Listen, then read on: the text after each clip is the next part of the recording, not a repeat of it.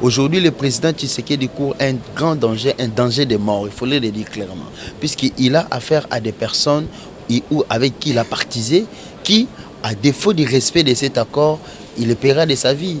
Et ce ne sera pas aussi une bonne chose pour nous les Congolais. Malgré notre tendance politique, nous savons que Félix est un vrai patriote. C'est un monsieur philanthropique, mais qui n'a pas accédé au pouvoir dans les moyens conventionnellement établis. C'est ce qui pose problème. Je pense que les Congolais doivent comprendre ça. Ça ne sert à rien d'être têtu, puisque nous connaissons le comportement de nos amis. Ils veulent toujours donner des avis qui ne sont pas contraires à la réalité. Et quand il y aura exaspération, et c'est tout le monde qui sera là en train de clignoter les yeux. Vous savez, ce pays est pris en otage, d'abord sur le plan militaire et sur le plan politique. Nous avons des institutions qui sont installées par les mafiateurs, c'est-à-dire ceux qui ont détruit ces pays, ceux qui ont complicité avec les gens qui sont contre l'intérêt de ces pays, mais qui ont quand même dirigé ces pays. Aujourd'hui, qu'est-ce que nous constatons? Ils ont laissé à la tête des institutions des personnes qui sont à leur solde. Cet appareil judiciaire ne pourra jamais donner un résultat qui va dans le sens de la rationalité parce que tout simplement, ils rendent compte à ces seigneurs. Ceux qui les ont placés au pouvoir existent encore et ils continuent à tirer des ficelles. Comment voulez-vous développer le pays avec un parlement qui est là installé expressément contre la volonté populaire? Il n'y aura rien. Félix Tshisekedi peut être animé de bonnes intentions. Il peut être un monsieur philanthropique, puisqu'on comprend qu'il a les soucis de la population. Nous le connaissons, mais il fait fausse route du simple fait qu'il s'est allié avec de mauvaises personnes. Et nous devrions comprendre que tout le pays se rendre en évidence qu'il s'agit là d'une trahison. Il doit se repentir et chercher à rejoindre les camps des patriotes, qui aujourd'hui c'est la Mouka. Vous ne pouvez pas ignorer ça. Nous avons. Vous devriez comprendre que ce n'est pas un crash. L'avion a été bel et bien abattu. Je l'ai dit avec réserve puisqu'il y a aussi une justice qui existe et qui doit donner des résultats provenant des vraies enquêtes. Mais nous craignons que cela ne soit pas effectif puisque nous connaissons quelle justice s'agit-il pour nous donner quels résultats.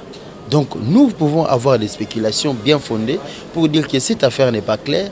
D'abord, un président qui parle de la cessation de toute hostilité à l'est du pays et 3 ou 4 jours après, si je ne m'abuse pas, il y a un crash justement d'un appareil venant de ces contrées du pays. Donc ce n'est pas clair. Et où atterrit l'avion? L'avion atterrit où on retrouve les débris de l'avion justement dans des zones qui sont bien contrôlées par les mafiateurs. Quand je cite Jean-Pierre Bemba comme l'homme fort du moment, puisque réellement c'est l'homme fort du moment. C'est lui qui a la stratégie militaire politique pour mater cette agression, cette occupation. Aujourd'hui, nous avons l'infiltration au sommet de l'État. C'est comme on dit, le président de la République aujourd'hui écrit sur un bout de papier. Après quelques secondes, vous voyez ça dans les réseaux sociaux. C'est-à-dire qu'il y a une forte infiltration. Le président de la République fait un plan pour conquérir ou mater tout ce qu'il y a comme hostilité à l'Est. Vous voyez dans les réseaux sociaux. C'est-à-dire nous avons un président qui est totalement infiltré. Alors avec des personnes comme Jean-Pierre Bemba, vous pensez que cela est possible? Puisque d'abord il maîtrise la stratégie militaire. C'est pourquoi il accepte de travailler avec le président Félix? Non, je vais en venir à votre question. Je parle de cette personne avec toutes les qualités qui lui sont déférées et avec ce qu'il peut apporter au Congo. Aujourd'hui, si une telle personne s'approchait de Félix ou si Félix s'approchait d'une telle personne, mais ça serait à l'avantage de Félix. Il doit comprendre que Félix est un Congolais qui est aimé par la population, mais qui n'a pas été élu président. Mais comme il se retrouve président par la magie de l'histoire, comme on peut le dire, il doit comprendre où se trouve son salut et celui de la population. Son salut se trouve à travers ce qui incarne cette volonté populaire, qui est la Mouka, qui est le MLC, à la tête aujourd'hui avec Jean-Pierre Bemba. Aujourd'hui, si nous voulons appliquer les règles des droits internationaux qui parlent de l'agression comme moyen de défense, la légitime défense, nous pouvons aussi appliquer cela. Nous n'aurons pas à faire beaucoup de jours pour marcher jusqu'au Rwanda. C'est parce qu'à la tête de ces pays, nous avons un complot entre les vrais fils de ces pays et les étrangers qui viennent profiter de ces pays. Radio Bissonyonso Congo, RDC, une chaîne au cœur du monde. Voilà, merci beaucoup très chers téléspectateurs, internautes de partout dans le monde. Plaisir Zara vraiment mingi d'être devant vous pour brosser l'actualité en ce qui concerne la politique en République démocratique du Congo. Lélo, voilà, aujourd'hui nous allons recevoir pour vous monsieur Fabrice Pelende, leader d'opinion, encadreur des jeunes, cadre dans ce grand parti du MLC, de notre président Jean-Pierre Bemba Gombo. Avec lui, nous allons brosser vraiment l'actualité en République démocratique du Congo. Fabrice Pelende, bonjour une fois de plus. Bonjour, monsieur Moïse. Monsieur Fabrice Pelende, tout à l'heure, je disais que nous allons brosser l'actualité qui concerne la République démocratique du Congo. Aujourd'hui, la MONUSCO va découvrir qu'il y a eu 3 morts déjà qui sont maintenant à Kananga. Quelle est votre réaction et qu'est-ce qui se passe exactement dans ce qui concerne la crash?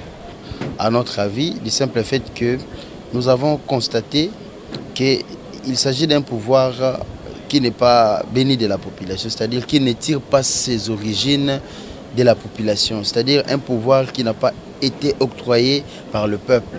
C'est-à-dire il s'agit dans le cas d'espèce d'un pouvoir qui vient d'un accord.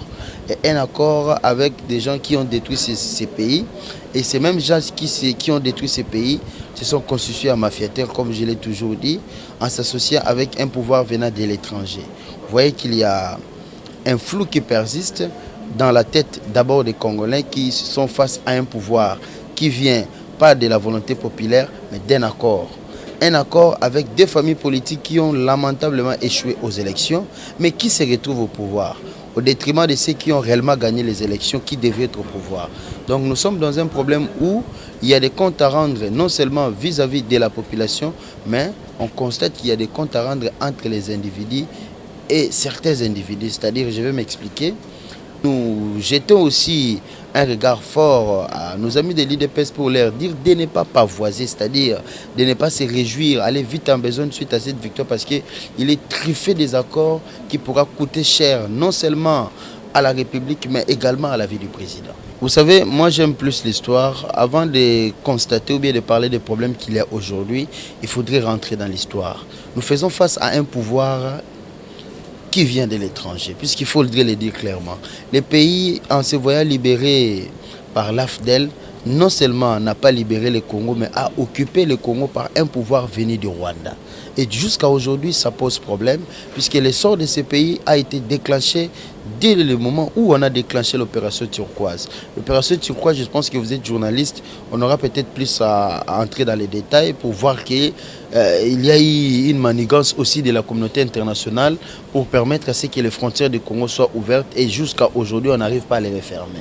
Et par cette voie est arrivé un pouvoir qui est venu chasser Mobutu avec prétexte de libérer les pays, mais en réalité, c'était un pouvoir qui est venu occuper les pays jusqu'à aujourd'hui, qui se transforme tantôt dans une coalition politique en se dénominant RCD, qui joue la carte diplomatique tout en prétendant être un parti des Congolais, mais en réalité, on sait que ce n'est pas un parti des Congolais.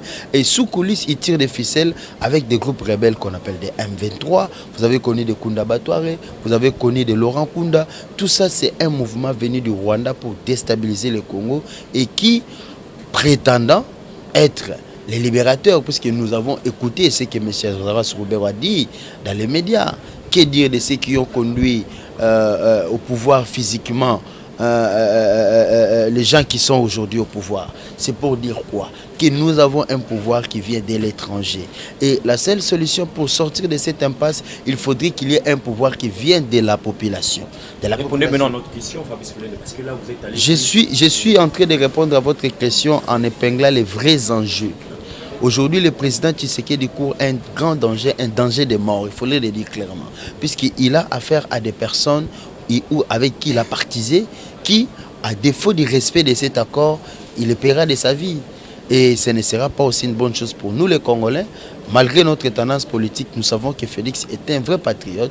C'est un monsieur philanthropique, mais qui n'a pas accédé au pouvoir dans les moyens conventionnellement établis. C'est ce qui pose problème.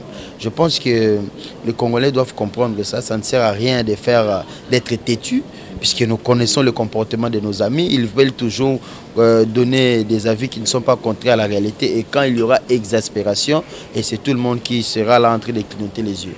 Donc nous sommes dans un grand problème dans ces pays.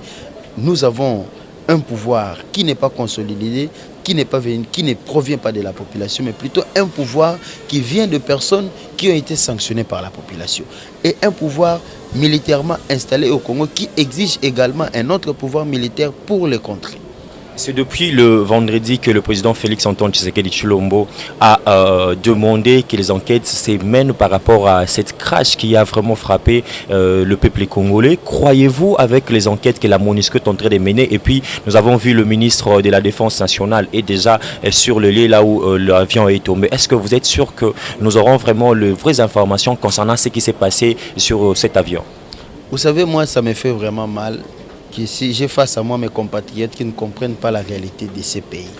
Vous savez, ce pays est pris en otage, d'abord sur le plan militaire et sur le plan politique. Nous avons des institutions qui sont installées par les mafiateurs, c'est-à-dire ceux qui ont détruit ces pays, ceux qui ont complicité avec les gens qui sont contre l'intérêt de ces pays, mais qui ont quand même dirigé ces pays. Aujourd'hui, qu'est-ce que nous constatons?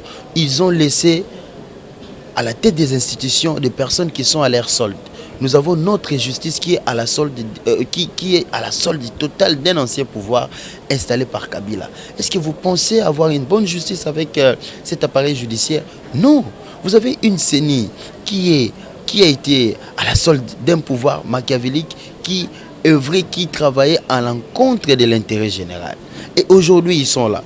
Cet appareil judiciaire ne pourra jamais donner un résultat qui va dans le sens de la rationalité parce que tout simplement, ils rendent compte à ces seigneurs. Ceux qui les ont placés au pouvoir existent encore et ils continuent à tirer des ficelles. Comment voulez-vous développer le pays avec un parlement qui est là installé expressément contre la volonté populaire et qui est installé pour superchérir les intérêts d'une seule personne? Comment voulez-vous travailler avec un Sénat qui a été installé avec un complot d'un pseudo-pouvoir? La politique est sensible, j'ai dit, puisque la CENI a été machiavéliquement installée. Et aujourd'hui, si on ne fait pas attention, le pouvoir risque de quitter de la présidence vers cette Sénat. Et c'est le peuple qui sera dans une situation difficile, puisque non seulement on aura reculé, mais on serait encore, la prise en otage serait encore renforcée. Comment pouvez-vous évoluer dans un pays où tous les gouvernorats de la République, c'est-à-dire le pouvoir territorial, qui constitue même le fondamental de la décentralisation, qui organise et qui engage vers un schéma du vrai développement. Les gouvernorats sont à la solde des individus, c'est-à-dire d'une seule famille politique. Il n'y aura rien. Félix Tshisekedi peut être animé de bonnes intentions. Il peut être un monsieur philanthropique, puisqu'on comprend qu'il a les soucis de la population. Nous le connaissons, mais il fait fausse route du simple fait qu'il s'est allié avec de mauvaises personnes. Et nous devrions comprendre que tous les pays se rendre en évidence qu'il s'agit là d'une trahison. Il doit se repentir et chercher à rejoindre les camps des patriotes, qui aujourd'hui c'est la Mouka. Vous ne pouvez pas ignorer ça. Vous savez, nous les Congolais également, nous sommes complices dans ces pays. Avec tout ce qui s'est vu au Congo, aujourd'hui, nous avons eu plus de 60 millions de morts. C'est énorme. Mais comment comprendre un monsieur comme Paul Kagame venir au Congo ici, se voir applaudir par des Congolais au stade des martyrs? Vous voyez qu'il y a un problème avec les Congolais. Ils oublient même sur quoi nous nous sommes fourrés. Ils oublient même les causes de nos malheurs. Le peuple aussi lance un message. Ça m'a fait très mal de voir un monsieur comme Paul Kagame venir au Congo, se voir être applaudi par des Congolais, et dans quelles circonstances dans les funérailles d'un démocrate comme M. Tshisekedi. Monsieur Fabrice Pelene, à vous attendre parler, vous parlez que le président de la République doit regagner la bonne marche, de pouvoir vous chercher, vous, de la Mouka, pour échanger et puis demander, je ne sais pas moi, demander pardon. Mais Félix Tshisekedi, je pense que lorsqu'il a eu le pouvoir, il a fait appel à tous les acteurs politiques, pourquoi pas de l'extérieur ou de l'intérieur de ce pays, de pouvoir se réunir autour d'une table pour parler, pour lui accompagner par rapport à sa vision. Mais vous, de la Mouka, vous avez refusé. Il y a Moïse Katumbi qui d'ailleurs avait accepté de travailler et puis de soutenir les initiatives du président. Vous l'avez appelé très tout consort. Et est-ce qu'aujourd'hui vous trouvez que c'est vraiment le moment opportun que le président de la République doit se réunir autour d'une table avec vous de la petite plateforme politique Lamouka? Vous savez, nous sommes des légalistes, nous sommes des fondamentalistes. J'insiste, personne n'a de problème avec M. Félix Tshisekedi. C'est un vrai fils de ce pays. Il n'y a pas plus congolais que Félix, je vous l'ai dit. Mais le problème est que nous avons aussi une loi. une loi qui édicte et qui organise notre société, avec l'esprit du législateur, qui a donné les bonnes marches de voies et moyens pour accéder au pouvoir. Quelle que soit votre qualité patriotique, si vous ne passez pas par cette voie légalement établie, c'est-à-dire votre pouvoir ne sera pas opposé à tous. Un vrai pouvoir, c'est le pouvoir qui provient de la population. Alors à ce moment-là, vous aurez des comptes à rendre uniquement à la population. Mais contrairement à un pouvoir qui vous vient des individus collaborateurs, des étrangers. Mais vous aurez que des comptes à rendre avec ces personnes et des pouvoirs venant de l'étranger. Ce n'est pas une fiction. Mais quand vous parlez de la Mouka, est-ce que nous pouvons savoir qu'est-ce qui est devenu la Mouka? Parce qu'on entend parler du présidium qui devrait s'organiser à Kisangani avec le président Jean-Pierre Mbemba, Martin Fayulu et Adolphe Muzito en tournée en Europe pour la continuité des vérités des urnes. Vous parlez de votre plateforme politique, la Mouka. Est-ce que la Mouka a encore de l'avenir que le président Félix-Antoine Tshisekedi peut aller se réunir avec ses frères de compatriotes? Il s'agit de la volonté populaire comme principe de base dans une démocratie. Et cette volonté populaire n'a jamais été respectée depuis l'accession de notre pays à l'indépendance. Aujourd'hui, ce n'est pas parce que nous avons changé de président que nous avons accédé à une voie démocratique. Non. Nous avons eu la libération de ces pays par des occupants, par des gens qui sont venus pas seulement nous libérer, mais occuper les pays. Et ce mal continue jusqu'à aujourd'hui. Nous avons des millions de morts à l'Est parce qu'il y a un pouvoir venant de l'étranger qui cherche à tout prix à mettre la main sur les richesses de ce Congo. Aujourd'hui, vous voyez, avec la vitesse grand V dont évolue le Rwanda, qui est dépourvu de toute richesse naturelle, mais qui aujourd'hui, contrairement à ce que nous pouvons escompter, voir ces pays se développer aux yeux et à la barbe, au nez et à la barbe des Congolais. C'est tout simplement pour dire que l'intérêt de ces pays est partagé d'une manière que lui-même, le Congolais, ne comprend ou ne vit pas cette réalité. Alors, que faire dans cette situation? Nous avons face à nous des prédateurs étrangers. Puisqu'il faudrait se le dire, c'est question des intérêts. Tant que le Congo sera faible, il y aura des étrangers pour venir ronger et constituer le mal pour ces pays parce que le Congo dort. Comment expliquer un grand pays comme le Congo, tout autour de lui des petits pays, mais qui profitent de ces grands gâteaux? C'est-à-dire que le Congolais n'a pas encore suffisamment pris conscience. Justement, c'est dans cette optique que si vous comprenez que le pouvoir dont bénéficie Félix Tshisekedi n'est pas celui qui devrait être en réalité, ça serait une bonne chose. Aujourd'hui, il est président, mais il doit comprendre que la volonté populaire loge quelque part. La volonté populaire s'est manifestée à travers une personne. Il doit se rendre en évidence, puisqu'il continue à évoluer avec des gens qui risqueront de causer votre perte, qui ne voudraient d'ailleurs jamais vous voir réussir. Pourquoi sa télé? Fabrice Pelende, vous êtes aussi juriste. Analysons un peu par rapport aux faits qui sont justement réalisés autour de la crash. La MONUSCO est descendue sur les lieux. On a retrouvé les 3 corps, mais on ne retrouve pas justement la Jeep blindée du chef de l'État. Comment est-ce qu'on peut retrouver le corps humain et puis on ne retrouve pas la Jeep blindée du chef de l'État? Cette Jeep-là a disparu ou comment? Vous savez, on n'a pas besoin de mystifier ou bien de procéder par des enquêtes approfondies pour avoir un résultat cohérent et faire éclairer la population. Sur base des éléments que nous avons, vous devez comprendre que ce n'est pas un crash. L'avion a été bel et bien abattu. Je l'ai dit avec réserve puisqu'il y a aussi une justice qui existe et qui doit donner des résultats provenant des vraies enquêtes. Mais nous craignons que cela ne soit pas effectif puisque nous connaissons quelle justice s'agit-il pour nous donner quel résultat. Donc nous pouvons avoir des spéculations bien fondées pour dire que cette affaire n'est pas claire.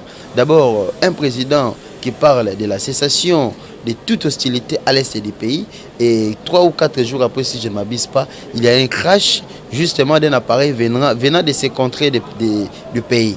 Donc ce n'est pas clair. Et où atterrit l'avion? L'avion atterrit où on retrouve les débris de l'avion, justement dans des zones qui sont bien contrôlées par les mafiateurs. Et où on voit mal qu'il y a un crash et des éléments liés à ces crashs soient totalement dispersés à des distances vraiment disproportionnées, qui ne correspondent en rien aussi avec la vraie réalité du crash. Donc, il y a Anguille Soroche. Dans l'Anguille Soroche, on sous-entend une certaine mise en garde de personnes qui ont pactisé avec Félix. Donc, il est le mieux placé à comprendre qu'est-ce qui se passe dans cet accord. Si il est animé de bonne volonté et qu'il cherchait à faire avancer les choses pour le Congo. Mais il devrait comprendre qu'il a partisé avec des mauvaises personnes qui n'accepteraient jamais qu'il puisse apporter aux Congolais ce qu'il doit apporter aux Congolais. Et dans ces conditions, il ne survivra pas. Voilà. Merci beaucoup, Monsieur Fabrice Pelé. Nous chutons petit à petit vers la fin de cette émission parce que la télévision, c'est aussi le timing, le temps. Mais nous allons justement vous poser cette question parce que la diaspora et puis le peuple congolais sont vraiment dérangés. Pourquoi à tout moment, lorsque le président Félix Antoine Tshisekedi a des problèmes où il se retrouve devant une situation déplorable, on cite toujours le nom de Joseph Kabila Kabange en avance. Qu'est-ce qui se passe exactement avec Kabila? Mais mon frère, c'est simple à comprendre. C'est parce que j'ai dit nos amis de l'UDP sont têtus. On devient président en bénéficiant de la volonté de la population et de ce que la population vous confère comme droit légalement établi dans la Constitution à travers sa volonté populaire.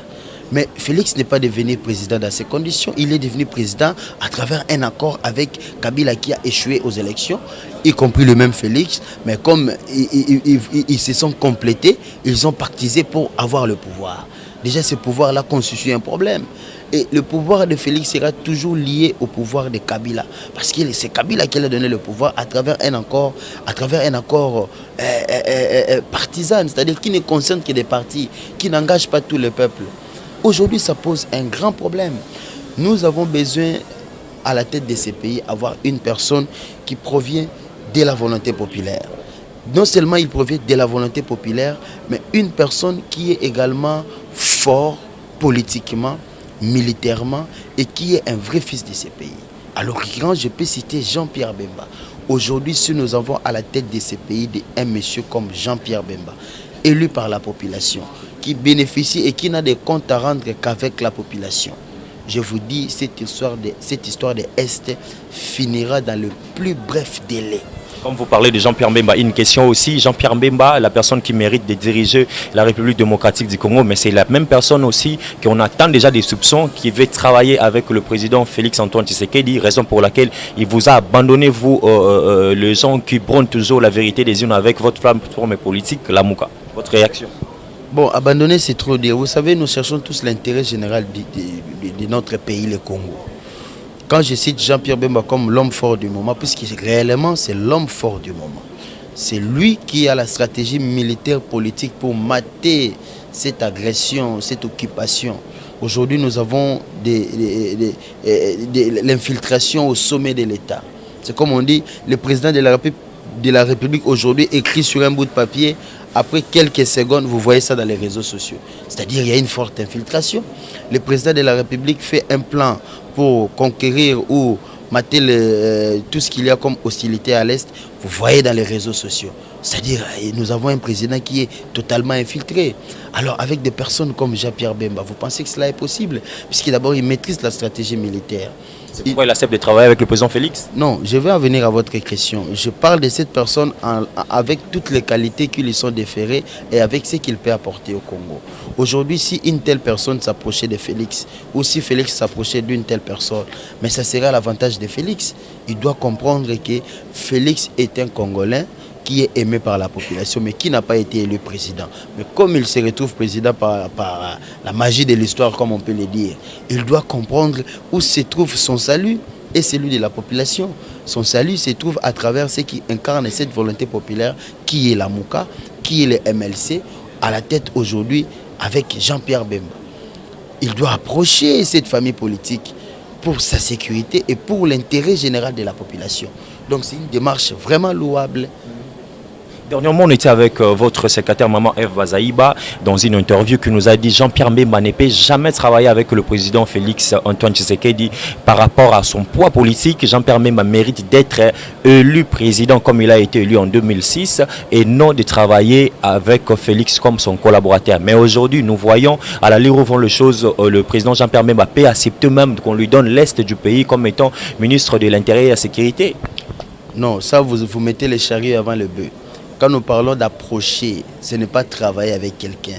C'est-à-dire approcher pour rentrer dans le sens de la raison, dans le sens de la rationalité, c'est-à-dire le bon sens, le axe eco et bono, c'est-à-dire le sens de la raison. C'est-à-dire qu'ils devraient comprendre qu'il y a un mani pour accéder au pouvoir.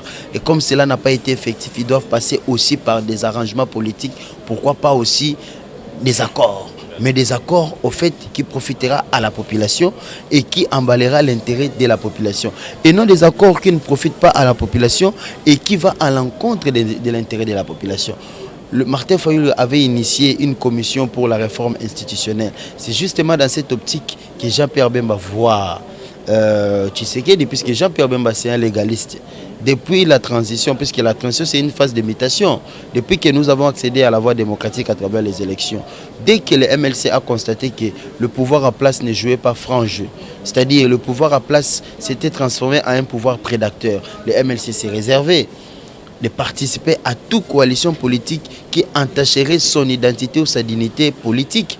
Il n'a pas travaillé avec les diables, il n'a pas travaillé avec des malfaiteurs, il n'a pas travaillé avec des mafiosi, ceux qui ont détruit ces pays. On s'est réservé, je crois, pendant plus de 13 ans aujourd'hui, que nous n'avons pas voulu entrer dans des faux qui œuvraient justement contre l'intérêt de la population. Et le MLC aujourd'hui est le seul parti politique digne de se dire avoir gardé son fondamental démocratique. Et le MLC est le seul parti aujourd'hui à qui nous voyons cette volonté populaire lui sera ou lui est réservée pour une bonne et meilleure souveraineté. Voilà. Donc, Félix doit comprendre, il est dans l'impasse. Il a fait des accords avec des mauvaises personnes. Quand bien même que ça l'a... Jean-Pierre Bemba, ça sera des bons accords. Ça sera des bons accords. Et vous le savez aussi. D'abord, pourquoi? Parce que les deux sont des fils de ces pays, des Congolais. Et le voir ensemble, c'est pour l'intérêt du Congo. Mais quel sera l'avenir de Lamuka si Jean-Pierre Bemba aujourd'hui signer des accords personnellement avec le président Félix Tshisekedi, Martin Fayulu avec Vérité des Îles, où on va arriver avec votre plateforme? N'allez pas vite en besogne, comme j'ai dit. Quand je parle de signer des accords, c'est dans le sens de l'intérêt général. Je peux vous donner un exemple. Vous pensez aujourd'hui si Jean-Pierre Bemba et Félix Tshisekedi, par ricochet Lamuka, se mettaient ensemble pour dire que voilà, nous sommes allés aux élections, mais ces élections étaient catastrophiques. Du simple fait que l'appareil institutionnel était organisé par des mafiateurs. Mais voilà, vous êtes président. La seule voie souveraine qui dicte notre constitution est dictée par l'article 5 de cette même constitution, dit que le peuple ne s'exprime ou ne donne sa volonté que par la voie électorale et par la voie référendaire pour accéder à une vraie légitimité et une vraie souveraineté. Mais pourquoi il doit refuser ces principes? Il doit se rallier avec eux d'abord sur base de ces principes de l'article 5 pour se mettre ensemble et projeter de bonnes élections où on aura écarté totalement des mafiateurs, où on aura écarté totalement des occupants, où on aura écarté totalement tout ce qu'on dit corps étranger. Puisque tant que vous avez un corps étranger dans votre corps, vous aurez toujours des problèmes de santé. Alors, une fois les fils de ces pays réunis dans cet objectif, mais c'est un grand danger pour l'étranger, c'est un grand danger pour l'occupant. Vous aurez peut-être qu'il y aura des rébellions qui éclateront au vu aussi de tout le monde, mais sauf que nous aurons des vrais patriotes à la tête de ces pays comme Jean-Pierre Bemba. Et ça sera quelque chose de minute. Est-ce que vous voyez les Congolais, tous les Congolais rivaliser avec des Rwandais? Mais c'est un blague de gamins. Ils sont en nombre de combien? Quelle armée ils ont? Quelle aviation militaire le Rwanda a? Aujourd'hui, c'est parce que les Congolais ne se sont pas encore pris totalement en charge. Nous avons une capacité militaire au-delà de ce que les Rwandais peuvent estimer. Aujourd'hui, si nous voulons appliquer les règles des droits internationaux qui parlent de l'agression comme moyen de défense, la légitime défense, nous pouvons aussi appliquer cela. Nous n'aurons pas à faire beaucoup de jours pour marcher jusqu'au Rwanda. C'est parce qu'à la tête de ces pays, nous avons un complot entre les vrais fils de ces pays et les étrangers qui viennent profiter de ces pays. C'est ça la réalité de notre pays. On cherche à s'accaparer des terres des Congolais parce que les Congolais ne sont pas totalement unitaristes, parce que les Congolais sont en divergence idéologique et politique. Voilà pourquoi ils profitent. Mais le jour où les Congolais se mettront ensemble dans cette optique, dans cette démarche où je vous dis, d'abord les respecter notre loi, qui est la Constitution, qui édicte la prise de pouvoir à travers les moyens que je vais énumérer dans l'émission. J'évoque l'article 5 de la Constitution. Mais mon frère, même l'Occidentaux réfléchira 2 fois pour revenir au Congo. Le Congo est un pays immensément riche. Le Congo pourrait être l'un des pays les plus riches au monde. sur le plan potentiel, nous avons toutes les potentialités aujourd'hui technologiques que le monde recherche, le Congo peut les donner. Rien qu'avec ça, nous sommes riches. Nous avons 80% des terres arables au Congo. Nous avons une population à forte densité. Nous sommes plus de 80 millions. Aujourd'hui, nous avons plus de 245 millions de kilomètres carrés. C'est-à-dire, rien qu'avec les chiffres que je vous donne, nous sommes déjà riches.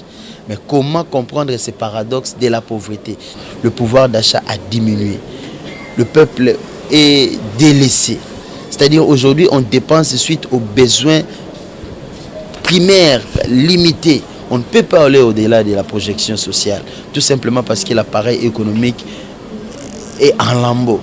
Pourquoi? Parce que nous avons connu des dirigeants mafiateurs qui sont venus non seulement travailler pour leur intérêt, mais travailler pour leur intérêt et l'intérêt des complices étrangers, qui les ont permis d'accéder à un pouvoir aujourd'hui qui totalement fait en sorte que ces pays soient asservis, que ces pays perdent les dignes de ses valeurs en cédant des territoires qui ne sera jamais plausible et qui est d'ailleurs impossible. Donc nous devons comprendre ça, aimer notre pays et faire en sorte de faire raisonner aussi les autorités de ces pays que le Congo court un danger, principalement M. Félix qui a pactisé avec les diables, court un grand danger. Aujourd'hui, personne ne voulait voir cet homme mourir, même si nous avons des idéologies différentes. Les idéologies différentes, ça sera une grosse perte pour ces pays. Mais ça profitera aux machiavélistes et aux mafiateurs.